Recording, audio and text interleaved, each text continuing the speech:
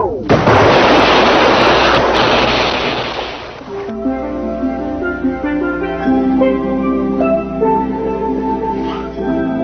Mars on the Hudson.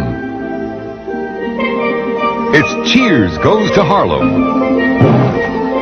Get you something to drink, brother? It's E.T. Rides the Underground Railroad. Want to see me make all the white people disappear? 125th Street next. That was fantastic. It's the brother from another planet. Man is a fugitive from a chain gang. Elvis Blast, guaranteed to open your eyes. The brother from another planet, yeah.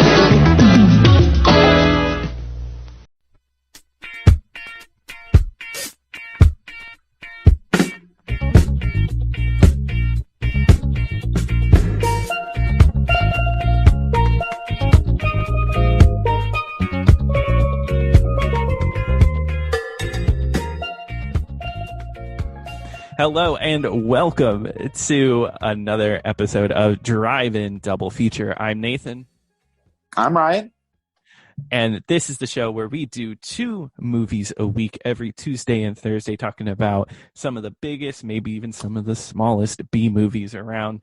And today we are talking about The Brother from Another Planet, made in 1984 and directed by John Sayles.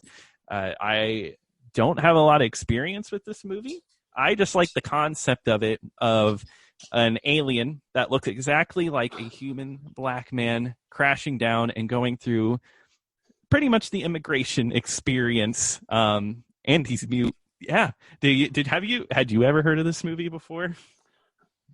So when you recommended this movie, I had no idea, honestly. And, but when the movie started, I was like, this movie seems really familiar. And I remember because I would go to Barnes and Noble and I would see that movie like in the DVD section. And I remember the cover. And then when I saw the main character, I was like, oh, okay, this is that movie I remember. Oh, that's cool. Yeah, because, just to get into it, it is on Tubi, and the Tubi version is very low quality, but I know that there are high quality versions of this movie out there, so I'm sure that was a nicer cut. The one on YouTube that I found is actually a pretty decent quality, too. Oh, man, maybe Tubi was where you don't need to watch this. Maybe it's YouTube. Well, we did say you had options at the last episode, so.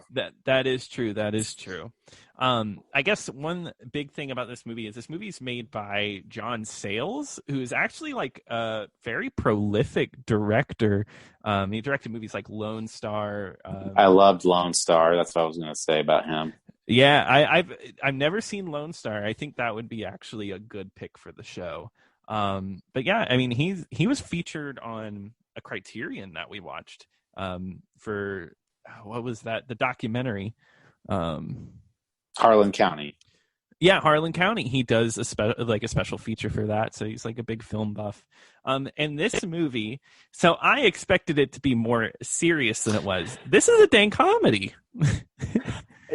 So you mentioned we talk about a lot of B movies and we talk a lot about exploitations. Yeah.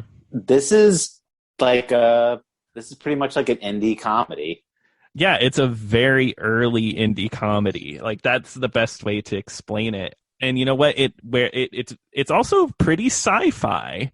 I don't know. It's a really interesting experience to go through this guy as as his experience after crash landing here on Earth. Because I mean, there is subtext to this movie. Of course, it's kind of commenting on like the Black experience or the immigrant experience here in America.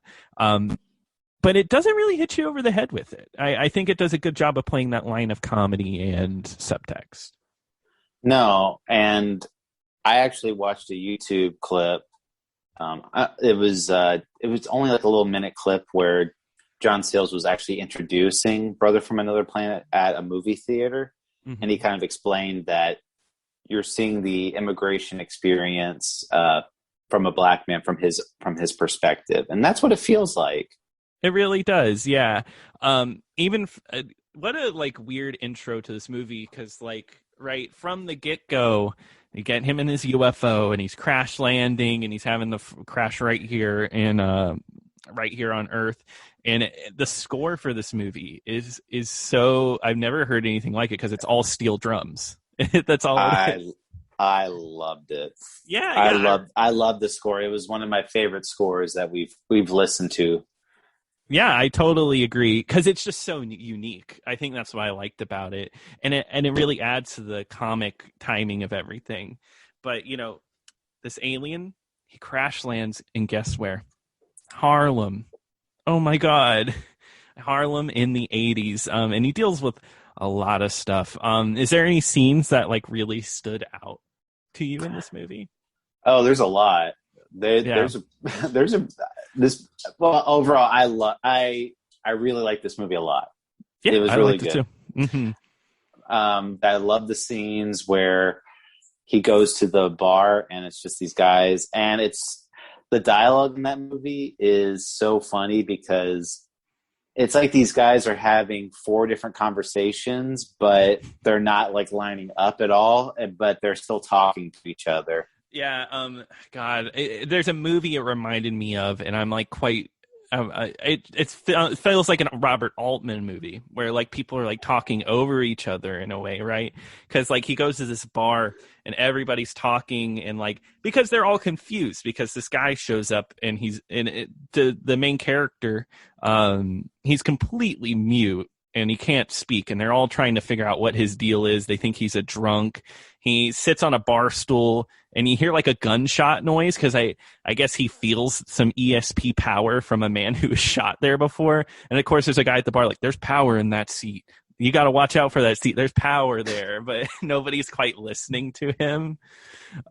It's so like frantic. Right. So I really love the interactions between all the other bar patrons. Like the one guy that's on the arcade machine, he keeps talking about this machine's broken, and the bartender just keeps saying the phrase, "It's internal malfunctions."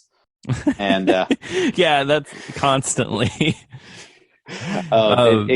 He keeps saying too, like, "Let me get my quarter back," and he's like, "You didn't even give me a quarter." It's like I borrowed a quarter, I gave you that quarter or whatever.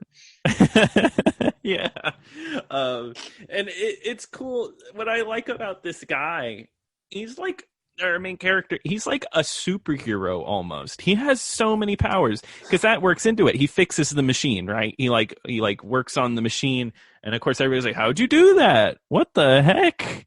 And I really like his acting. It's Joe Morton, who I feel like his most famous role is for creating Cyberdyne in Terminator 2, and he's also Cyborg's dad in the Justice League movies. So he's a very established actor, and I think he does a great job in this movie.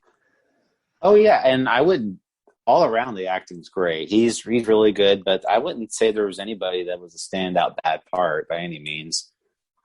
No, I think everybody does a good job.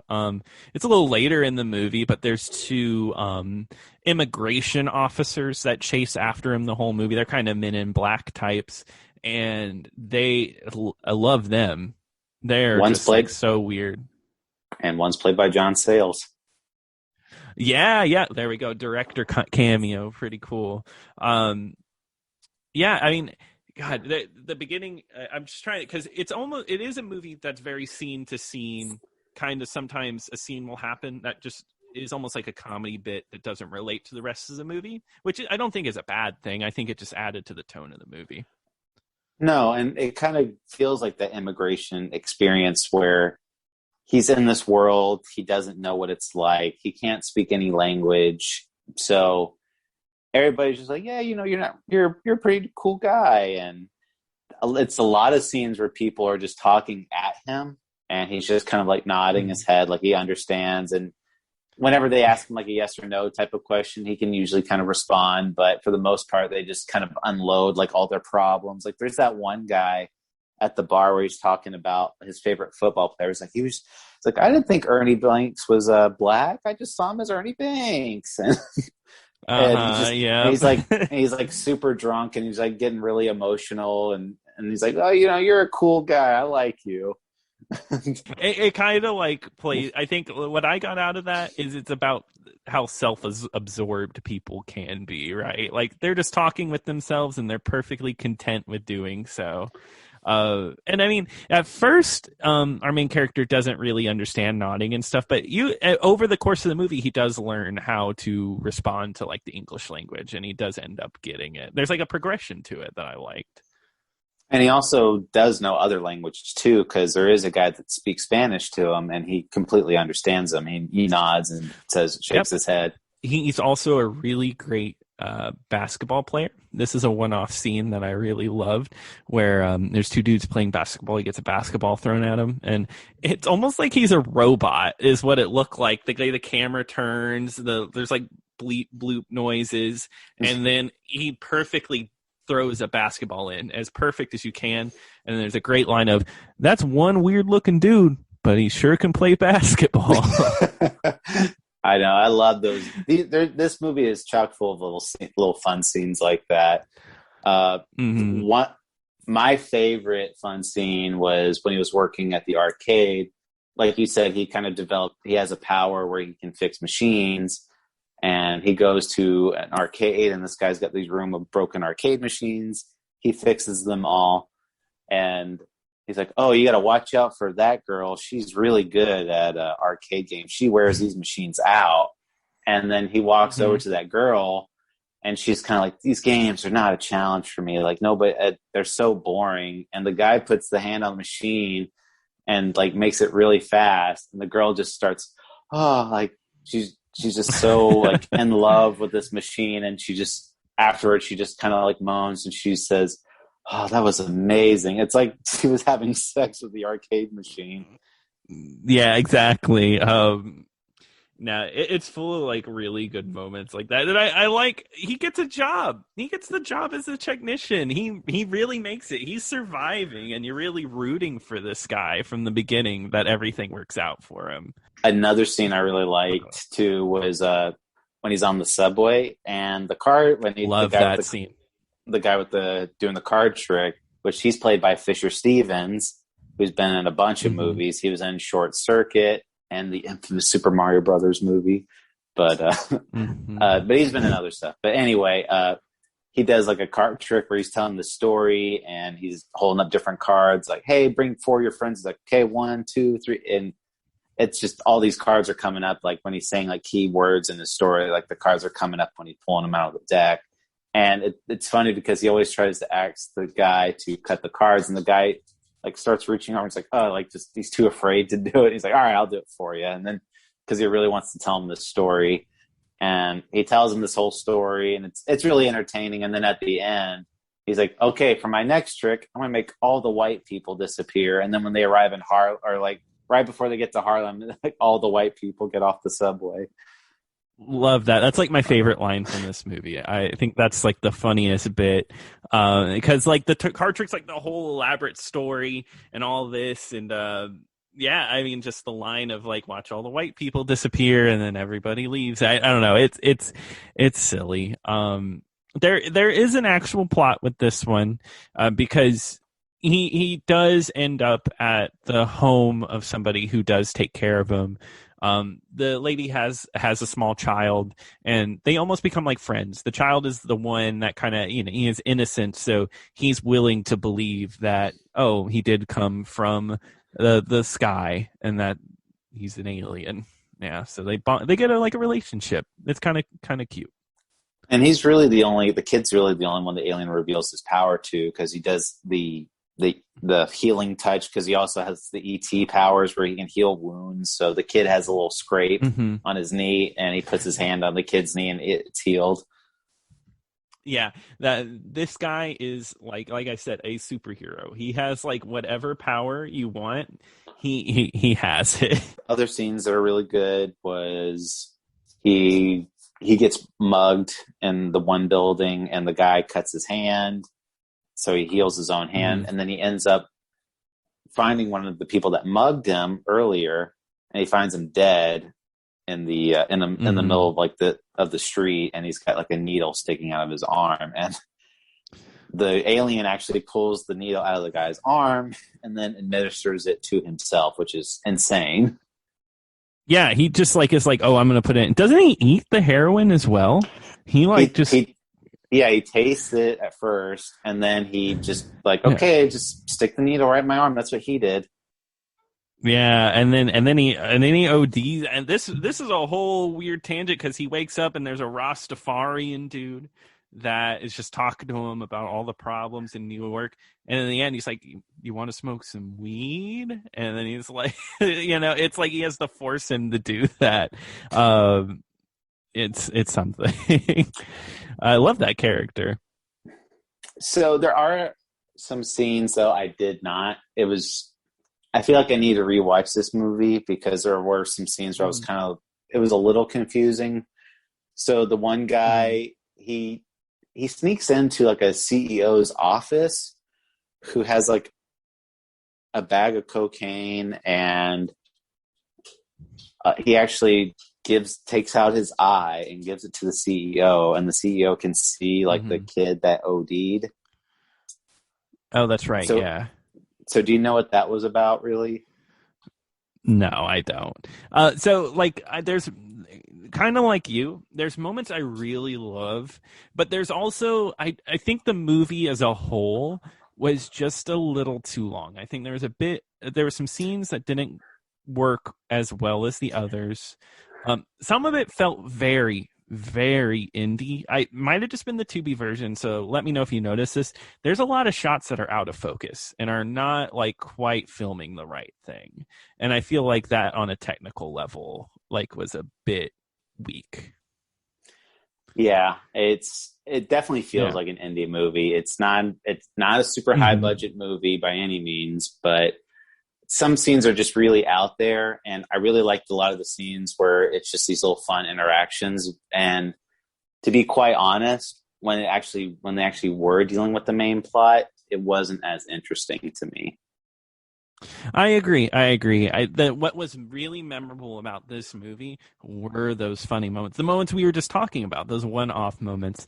The main plot, it doesn't really kick in until what I would say is the end, because the immigration officers do end up finding him, and there's a great scene towards the end that's like a fight scene where it's like a football game. Love it. Wonderful. But yeah, the rest of that plot line, I just don't... I think they needed to be more of a comedy than it was, right? Yeah, because it becomes really serious towards the end of the movie, and the two men in black are chasing him, and he kind of he sneaks into this one area where it's a bunch of other black people like standing around like statues. I didn't understand that part really, and then all the black people that he was standing around with, they start moving around, and then they chase the men in black, and then they die inexplicably. Yeah, I don't know. I don't know how to explain it to you. That might be symbolism in some way that just I didn't really get. There's some deeper meaning there that I'm not understanding. So that's scenes like that. I was like, okay, maybe I need to rewatch it again, or like listen to an interview with John Sayles where he talks about it. Maybe. Yeah, I think this movie, I would get a physical version of it just because I think it's a neat movie. I think it's a really cool movie with a lot of going on, and I'm sure special features would be really good for this. Kind of an explanation, some interviews with the cast, because I'm sure the making of this was really fun. Yeah, I like I said, it's a really good movie, and overall, I had a great time watching it. It's not one of my favorites, but I did enjoy the experience. I totally agree. I think it was a fun one. I would recommend you go out and watch it. It's just, especially if you want to just feel good, have a silly time. It's a fun little indie movie. That's one thing I will say. So we really haven't. I guess this would be like the very first comedy movie that you and I have done on this series. Yeah, would you say like official comedy? Well, yeah, official, because I mean, Dark Star is kind of. I would say that's a comedy. Okay. Well, yeah. All right. Yeah. I'm blanking on other ones, but yeah. but it is a different kind of comedy. I feel like this is the first comedy of like, it's not like a parody, right? Dark Star is kind of like a parody-ish comedy. This is like an actual just funny comedy movie. Right. And this feels like a lot of those movies that came out like in the 90s or early 2000s, where it's like this quirky little, indie comedy where all the, normal people act strangely type of thing. It's, it's really it's very quirky. And that's the stuff that really works out. And just seeing these interactions with these really funny characters, that's the stuff that's the most memorable. And it's definitely nothing like we've talked about on this podcast. This is, like I said, this is like an art house type of movie versus exploitation B movie type stuff. Yeah, exactly. And I feel like we're dipping around in different areas. From the title, The Brother from Another Planet, you'd think it is a B movie. And you know what? We got something else. And that's not a bad thing. I think it's cool that we're kind of diving into a little bit of something different. I was pleasantly surprised. Yeah. Exactly. But yeah, I mean, there's not a crazy amount to talk about this movie. I think that about covers it for it, right? Yeah, I believe so. I don't think I have anything else to add. All right. Well, then what are we doing on the next episode, Ryan? Well, Nathan, we will be talking about going down under, as the Aussies say it. You like my Australian accent, how I said that? That's beautiful. We'll be doing a horror movie from Australia, 1986, Dead in Drive-In. And it is available. What's a drive-in? I don't know. I haven't heard. It'd be a good name for a podcast, maybe. But I think so. It's available 100% free on Tubi. You can watch it along with us. But if you got any memories from Brother from Another Planet, or you have any suggestions for the podcast, or just let us know what you think of the podcast in general, please email us at drive-in-double-feature-podcast@gmail.com. But until next time. See you next time.